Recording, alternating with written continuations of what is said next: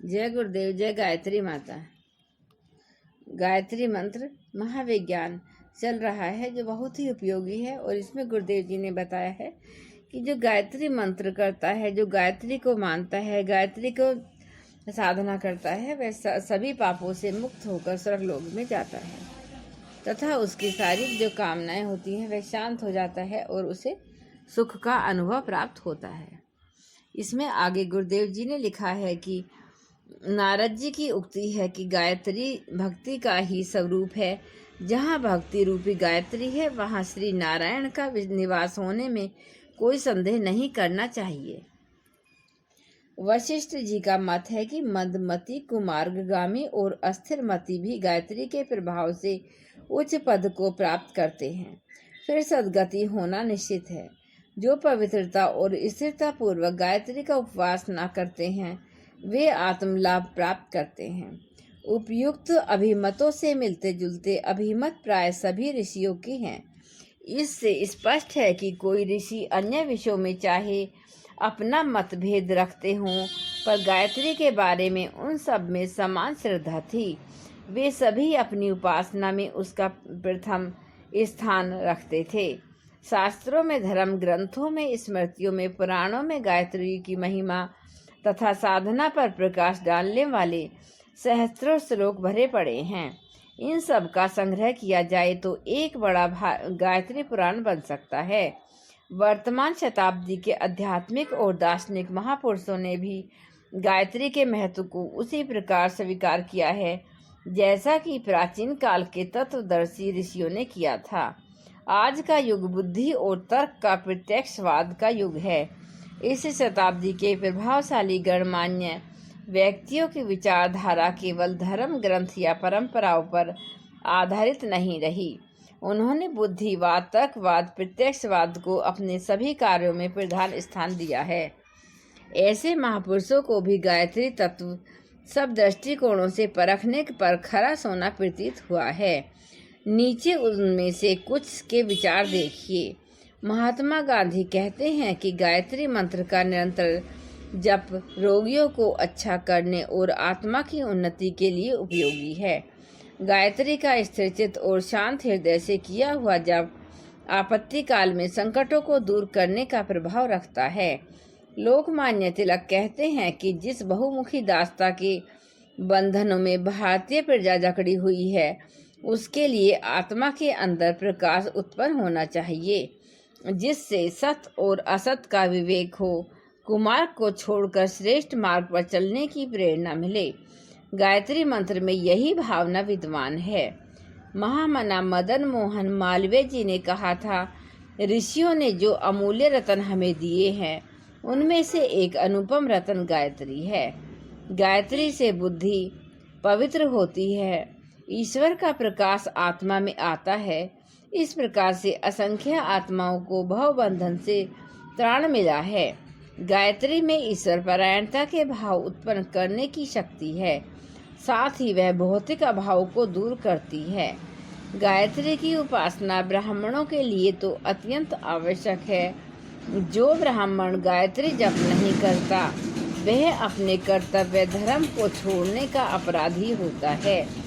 कविंद्र रविंद्रनाथ टैगोर कहते हैं कि भारतवर्ष को जगाने वाला जो मंत्र है वह इतना सरल है कि एक ही श्वास में उसका उच्चारण किया जा सकता है।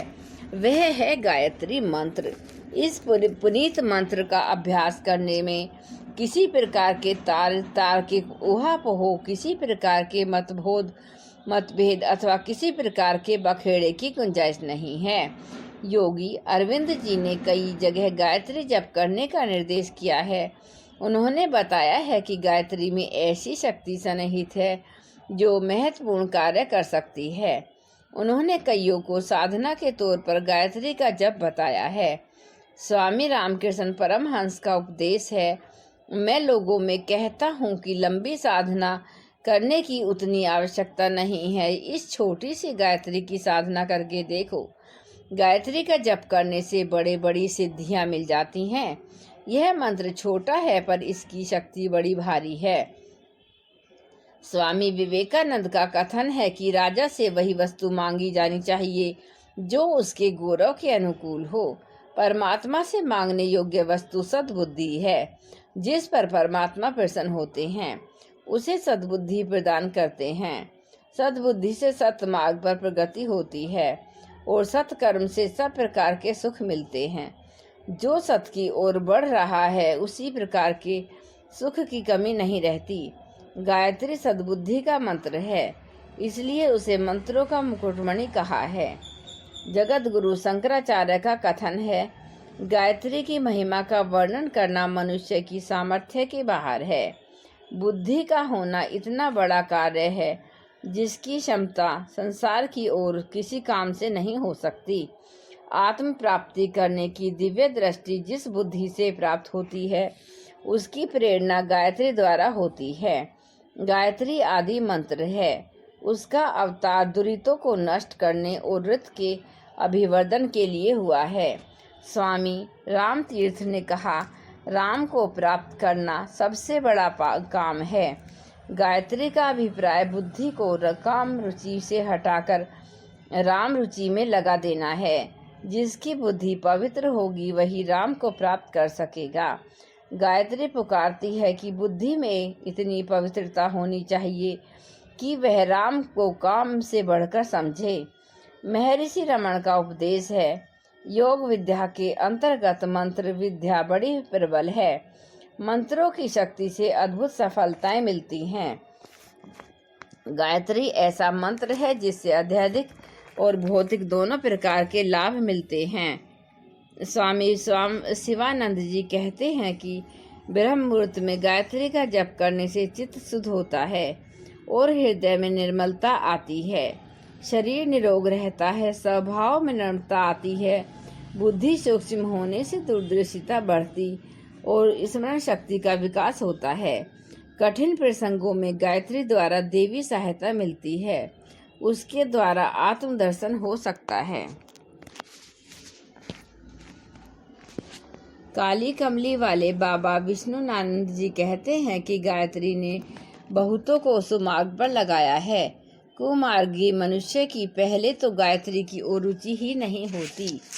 यदि ईश्वर कृपा से हो जाए तो फिर वह कुमार्गी नहीं बन सकता।